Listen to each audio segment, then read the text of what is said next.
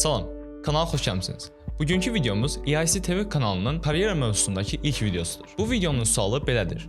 Sizcə, CV-niz həqiqətən də işə götürənlərin diqqətini çəkə bilirmi? Əgər sizin CV-niz ATS, Applicant Tracking System, yəni işə götürənlərin istifadə etdiyi avtomatik seçim sistemindən keçə bilmirsə, onu heç kim oxumayacaq. Bu videoda sizə ATS dostu bir CV necə hazırlanır, hansı səhvlərdən qaçmaq lazımdır və işə götürənlərin diqqətini çəkən məqamlar haqqında danışacağam. Videonu sona qədər izləyin ki, CV-nizi mükəmməlləşdirəsiniz və arzularınızdakı işi əldə edəsiniz. ATS nədir? ATS, böyük şirkətlərin və HR menecerlərinin CV-ləri avtomatik analiz edən və dəyərləndirən sistemdir. ATS necə işləyir? 1. CV-nizdə vacib açar sözləri axtarır. 2. Formatın düzgün olub-olmadığını yoxlayır. 3. CV-ni oxunaqlı və standartlara uyğun olub-olmadığını yoxlayır. Məsələn, bir iş elanı Project Management üzrə açıqdırsa və sizin CV-də bu ifadə yoxdur.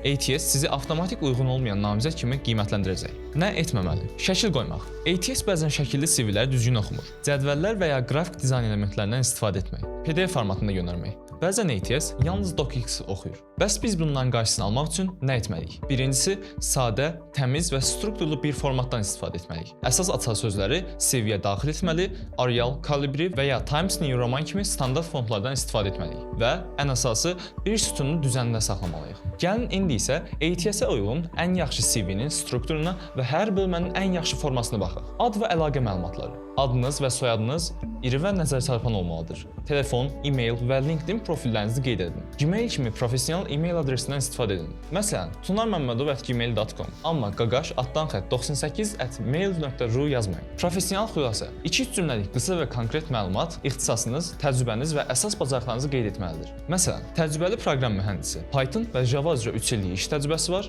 süni intellekt və maşın öyrənməsi sahəsində layihələr icra edib. Təhsil bölməsi.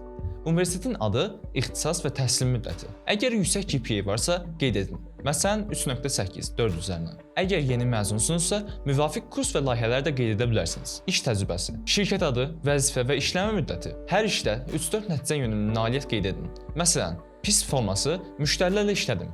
Yaxşı forması isə 3 ay ərzində satışları 30% artıran yeni müştəri strategiyaları hazırladım. Bacarıqlar və sertifikatlar. Vacib. CV-yə yalnız iş elanına uyğun bacarıqlar əlavə edin. Sertifikatlarınızı, əldə etdiyiniz nailiyyətlərin hamısını göstərin. Layihələr və könüllü fəaliyyətlər. Əgər iş təcrübəniz azdırsa, layihə və könüllü fəaliyyətlərinə fokuslanın. Bacarıqlarınızı göstərən real nümunələr təqdim edin. İndi isə sizə insanların və işə müraciət edən namizədlərin CV-lərini yaradarkən etdikləri ən böyük səhvləri göstərəcəm. Səhv 1. Çox uzun CV. CV maksimum 1-2 səhifə olmalıdır. Səhv 2. Həddindən artıq ümumi sözlər. Məsələn, çox çalışqanam əvəzinə nəticəyə fokuslanan faktlar yazmaq daha doğru olar. Səhv 3. ATS-in tanımadığı formatlar. Çox mürəkkəb dizaynlardan qaçın. Çünki çox mürəkkəb dizaynlar ATS dostu olmur. Səhv 4. Dil və qrammatika səhvləri. Grammarly və ya digər platformalardan istifadə etməklə CV-nizin dil və qrammatika səhvlərini yoxlayın. Sizinlə necə CV yaratmaq lazımdır və hansı səhvləri etməməli olduğumuzu öyrəndik. Videonun bu hissəsində isə sizə hansı platformalardan istifadə etməli olduğumuzu göstərəcəm. Bunu da qeyd edim ki,